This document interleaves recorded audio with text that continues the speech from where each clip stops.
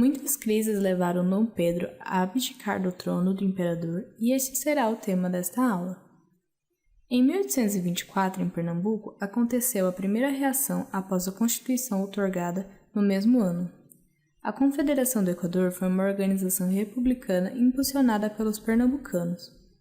A região ainda passava por uma crise econômica, principalmente na produção de açúcar. Além disso, os liberais se sentiram iludidos pela independência, já que ela veio acompanhada do poder autoritário de Dom Pedro. Alguns personagens de revoltas anteriores voltaram a aparecer no período em questão, como Cipriano Barata, que tinha atuado na Revolução de 1817 e na Conjuração Baiana. Em 1823, em um de seus jornais, ele ataca a figura de Dom Pedro, chamando-o de déspota e chamando a atenção à ameaça de uma recolonização. Em novembro, ele foi preso e ficou em cárcere até 1830.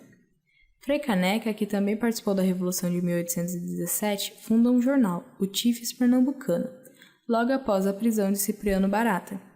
O jornal criticava a nova Constituição, principalmente a centralização política, já que ele era um defensor do federalismo. O início da Revolução se deu após Dom Pedro I tirar Manuel Carvalho Paz de Andrade do governo de Pernambuco e nomear em seu lugar Francisco de Paz Barreto.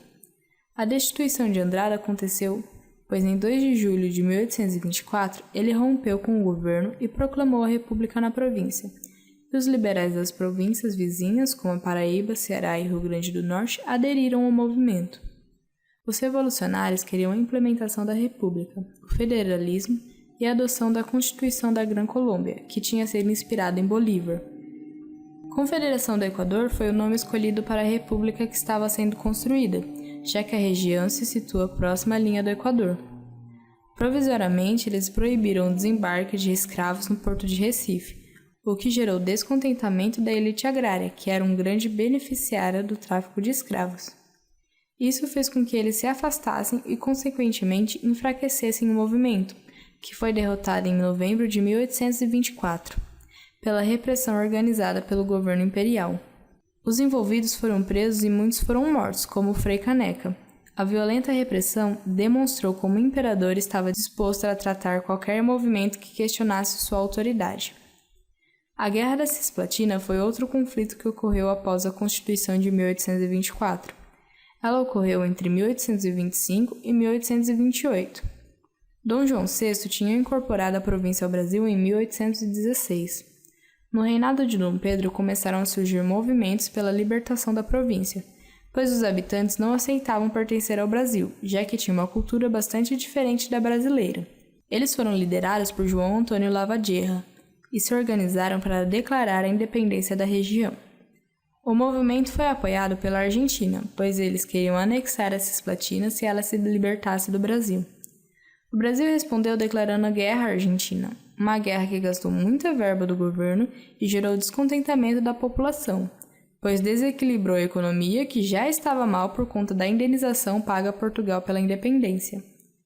A Inglaterra interviu como mediadora do conflito e em 1828 propôs um acordo ao Brasil e à Argentina, a Convenção Preliminar da Paz, a qual propunha que a província da Cisplatina seria independente. Esse acordo era interessante à Inglaterra, pois garantiria transações comerciais e ampliação dos mercados consumidores.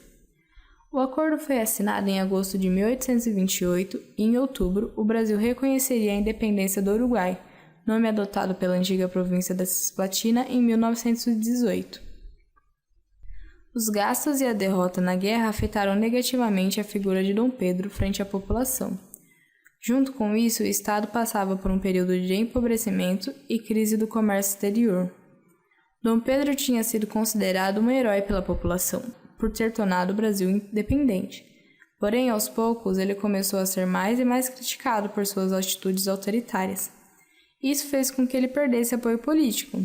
Sua imagem também foi afetada pela sua vida pessoal, já que ele tinha várias amantes. Entre elas, a mais conhecida era Domitila de Castro, a Marquesa de Santos, que chegou a ser nomeada para camareira da imperatriz. A falta de popularidade foi agravada com a morte de Dom João VI em Portugal. Dom Pedro era o primeiro da linha de sucessão, mas ele abdicou em nome de sua filha mais velha, Dona Maria da Glória. Porém, ela ainda era menor de idade e foi feito um acordo no qual Dom Miguel, irmão de Dom Pedro, seria o regente até a maioridade de Dona Maria. Porém, Dom Miguel se autoproclamou rei em 1828, o que deixou Dom Pedro muito revoltado. Ele queria enviar tropas a Portugal para defender o trono de sua filha. Essa atitude gerou desagrado da população brasileira, pois o país já estava em crise e Dom Pedro não deveria interferir nos assuntos portugueses. Mas mesmo assim, tropas brasileiras foram enviadas e elas conseguiram expulsar Dom Miguel de Portugal. Alguns jornais passaram a denunciar a arbitrariedade de Dom Pedro. Isso serviu para alimentar a raiva da população. Dom Pedro mandou que fechassem os jornais, espancassem e prendessem os jornalistas e impediu a investigação do assassinato do jornalista Libéraux Badaró, em 1830.